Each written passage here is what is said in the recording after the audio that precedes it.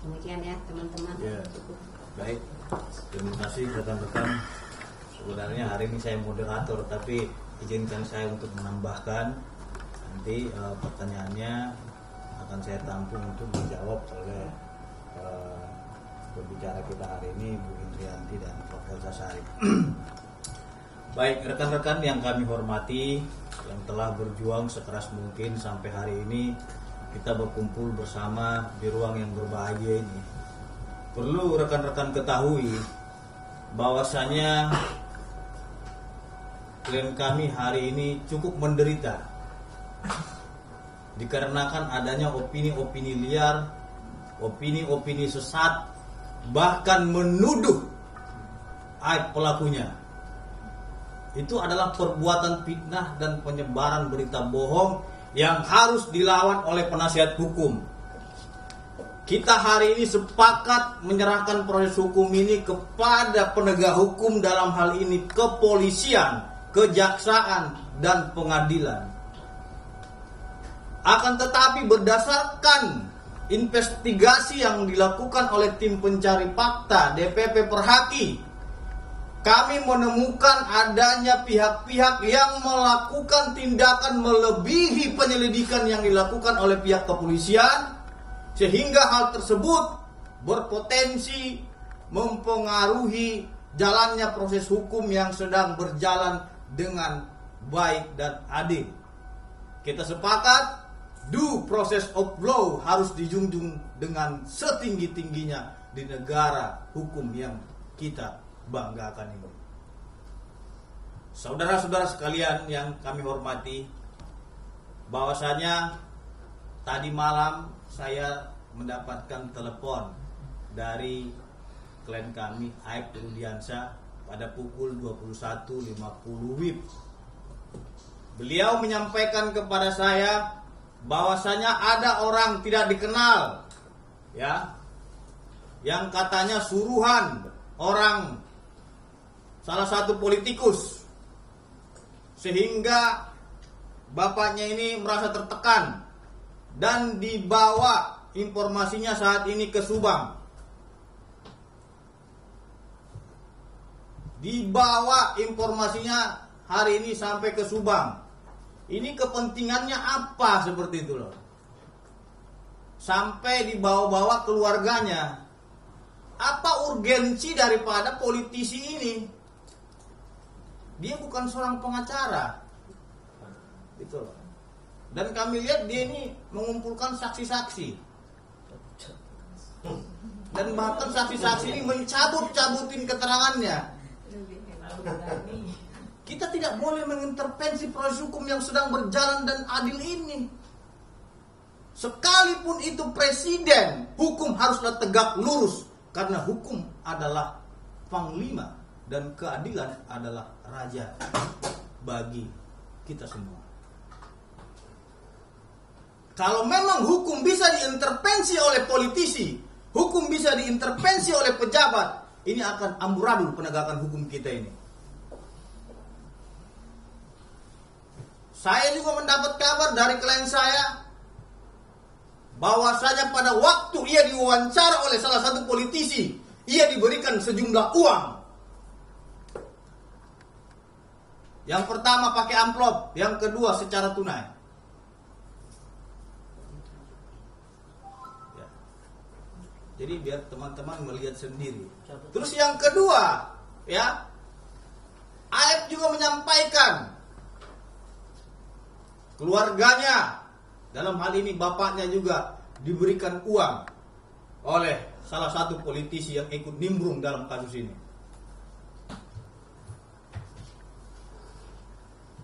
Jadi ini sangat sungguh miris sekali gitu. Apa urgensi dia untuk menunggangi kasus yang sedang berjalan ini dan memberikan uang? Gitu. Saya aja selaku pengacara yang bersangkutan sedikit pun tidak pernah saya berikan uang kepada dia, apalagi kepada keluarganya. Terus rekan-rekan, karena memang ini kami menilai dari DPP Perhaki ini sudah sangat jauh sekali mereka memasuki ranah hukum dan sudah mencampuri setiap penegakan-penegakan hukum ini, sehingga kami menilai yang bersangkutan telah mengintervensi perkara dan akhirnya kami putuskan untuk membuat laporan polisi terhadap yang bersangkutan. Dan kita junjung asas praduga. Baik. Rekan-rekan, sebenarnya kita juga bukan tidak bisa melaporkan orang. Bisa. Mereka dengan begitu membabi buta melaporkan klien kami. Mulai dari Ibtu Rudiana, mulai dari Air, mulai dari Pasren dan Kampi. Begitu bangganya mereka. Ini telah kita laporkan karena mereka kesaksian palsu katanya. Tanpa adanya bahasa-bahasa yang menjunjung tinggi asas praduga tidak bersalah terhadap orang. Sehingga kami menilai mereka telah menghakimi orang yang tidak bersalah. Tanpa adanya proses peradilan yang adil, bersih, dan transparan. Kami menganggap bahwasanya penegakan hukum pidana adalah penegakan hukum yang paling terakhir. Ultimum remedium. DPP Perhaki sebenarnya mengambil langkah pidana itu adalah langkah paling terakhir. Kita tidak mau mempenjarakan orang lain. Kita tidak mau membuat orang pesakitan. Akan tetapi, karena ini terus menerus dirongrong, sehingga DPP Perhaki tidak akan tinggal diam terhadap tindakan-tindakan yang dilakukan oleh para pihak ini. Rekan-rekan sekalian, keputusan DPP Perhaki dalam mengambil sikap untuk melaporkan berbagai pihak ini adalah keputusan yang sudah final. Dengan kajian yang begitu matang, melihat tindakan-tindakan yang dilakukan oleh politisi, beberapa orang, demonstrasi, intimidasi, penyebaran berita bohong, tuduhan-tuduhan fitnah, dan tindakan terstruktur, sistematis, dan masif di akun-akun media sosial yang menyerang pribadi korban, saksi, bahkan para penasihat hukumnya. Apakah seperti ini wajah penegakan hukum kita yang dibenturkan dengan akun-akun tidak jelas, yang dibenturkan dengan kepentingan-kepentingan elit politik? Kalau hukum bisa diintervensi dengan kepentingan politik, saya akan pastikan penegakan hukum itu akan timpang. Semestinya penegakan hukum diserahkan kepada lembaga yang berwenang, dalam hal ini kepolisian, kejaksaan, dan pengadilan. Saudara-saudara sekalian, kita melihat akhir-akhir ini banyaknya yang menantang di tengah-tengah masyarakat kita. Salah satu artis inisial NM, ada lagi salah satu mantan petinggi Polri inisial SD, menantang mengatakan, saya berikan 10 juta barang siapa yang bisa membuktikan itu pembunuhan. Dan 2 hari yang lalu tantangannya saya terima dan telah saya umumkan di publik, saya menerima tantangan saudara. Sampai sekarang tidak ada respon terhadap tantangan tersebut. Kita buktikan mana pembunuhannya. Ayo, tantangan yang serius. Jangan tantang menantang yang menimbulkan kegaduhan di masyarakat tapi tidak fair. Terus satu lagi mengatakan, barang siapapun yang mengetahui keberadaan Aib akan saya berikan 500 juta. Saya mengetahuinya. Mana 500 jutanya? Biar saya sedekahkan kepada anak yatim di Republik Indonesia ini.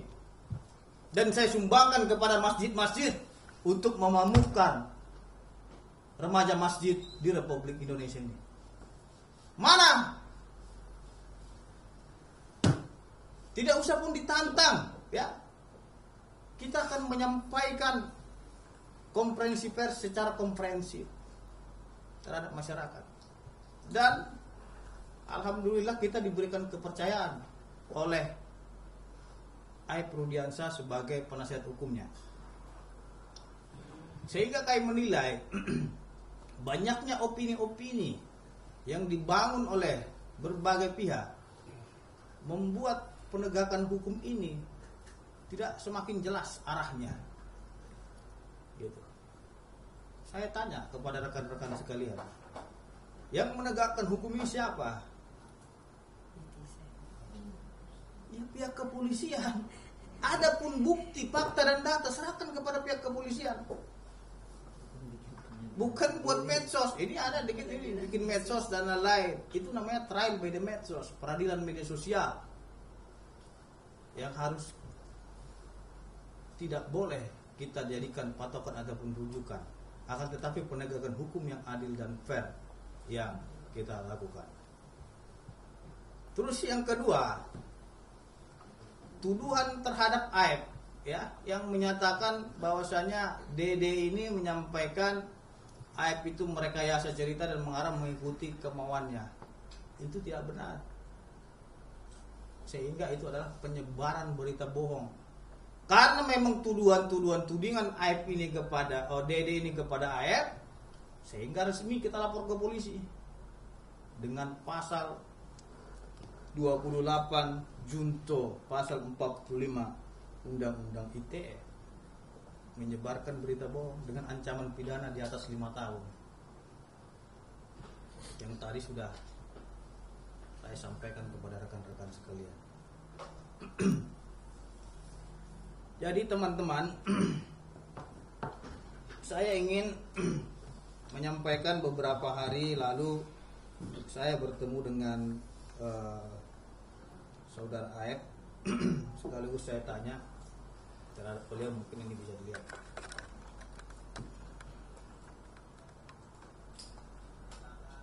Saudara Aib, di mana kedatangan Saudara Aib ini, beliau telah menghubungi saya, mengingat beliau juga meminta bantuan hukum kepada saya. Saudara Aib, apakah kabarnya baik dan sehat? Alhamdulillah Pak, sehat walafiat. Kenapa Aib menemui Fitra Nasution? Apa yang menghendaki saudara sehingga saudara menemui saya? Ya, kebetulan kemarin itu saya melihat berita Bapak muncul yang katanya ingin memberikan bantuan hukum kepada saya. Ya, pertama saya mengucapkan terima kasih banyak kepada Bapak untuk berkenan ingin mendampingi saya. Ya, saya ingin memberikan bantuan hukum kepada Aib itu sepanjang Aib memberikan keterangan yang benar dan komitmen menegakkan hukum dan keadilan. Ya, apakah saudara Aib itu memberikan keterangan yang benar atau tidak? Benar Pak. Oke, baik, saudara Aib. Karena memang ini tuduhan-tuduhan itu banyak sekali terhadap diri Aib, ya. Saya juga berterima kasih atas kedatangannya. Ya, tentunya ini saya hargai upaya Aib untuk menghubungi saya. Tentunya saya berterima kasih atas upaya yang saudara lakukan. Aib, saya ingin menanyakan terhadap Aib terkait dengan adanya yang bernama Dede, ya, yang menyatakan berbagai macam ragam terhadap Ibtu Rudiana. Ya, saya ingin tanyakan ini karena ini menyangkut dengan nama baik klien saya, sudah Pak Rudiana. Dede itu menuding aku disuruh oleh Rudiana untuk menjadi saksi dan dibuat konsep oleh Pak Rudiana sehingga dia mengikuti atas arahan Rudiana. Apakah itu benar? Itu semua tidak benar Pak. Tidak benar ya? Tidak benar Pak. Oke. Kenapa itu tidak benar? Apa yang mendasari sehingga itu tidak benar menurut saudara? Di tanggal 27 Agustus itu di malam kejadian itu Dede itu bersama saya Pak. Jadi itu nggak ada yang namanya di setting sama Pak Rudiana, disuruh sama Pak Rudiana, itu nggak ada Pak. itu sudah dari kepribadian saya sendiri Pak. Apa yang saya tahu saya ucapkan di situ Pak. Oke. Ini saya dengar informasinya katanya tanggal 31 Agustus itu bahwasanya tidak ketemu dengan Rudiana. Benar nggak itu? Tidak benar Pak. Jadi tanggal 31 Agustus itu Aib sama Dede ada ya? Ada Pak, ada. Di mana Aib dan Dede pada tanggal 27 Agustus, 31 Agustus? 31 Agustus itu saya di Polres Pak. Ya, gitu. Saya dipanggil ke Polres untuk dimintai keterangan di situ Pak oleh penyidik.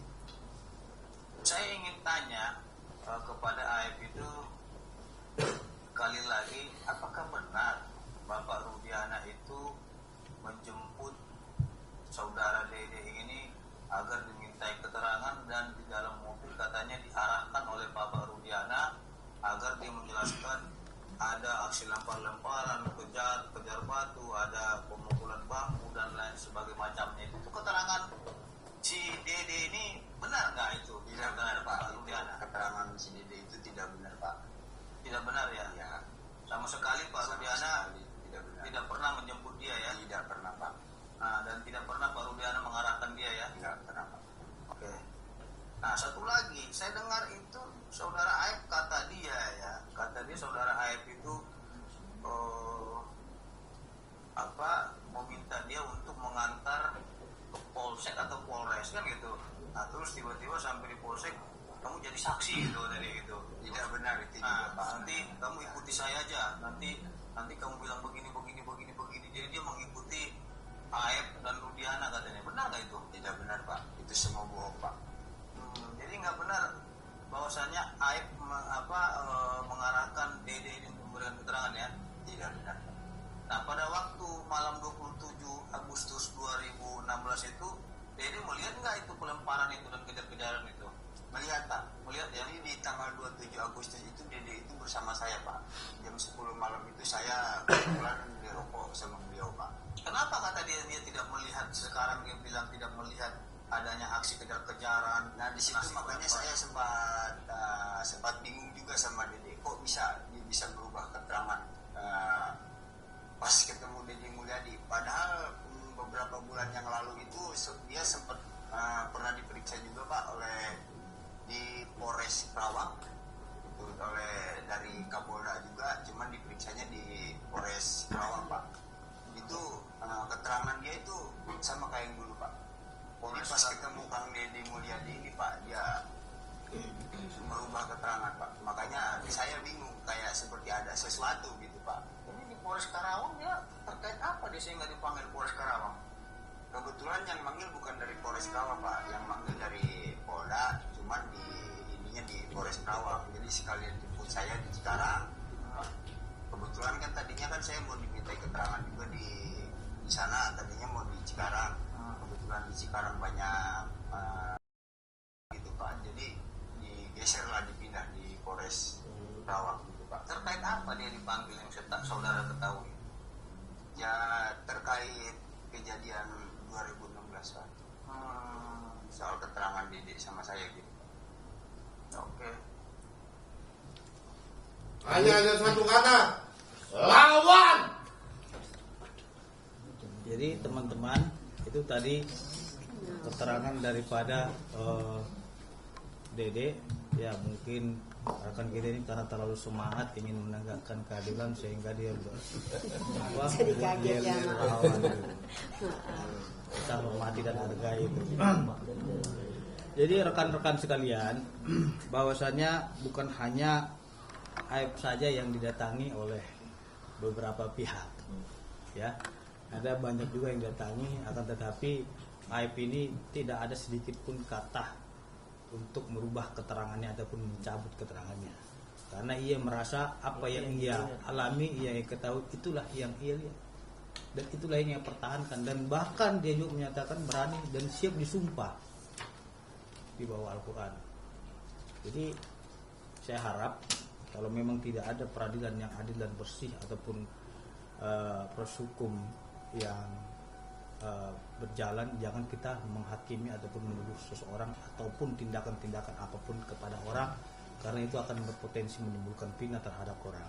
Mari kita menjunjung tinggi atas praduga terhadap siapapun sepanjang tidak ada putusan yang telah berkekuatan hukum tetap, dan ingkrah yang menjatuhkan ataupun menyatakan seseorang bersalah.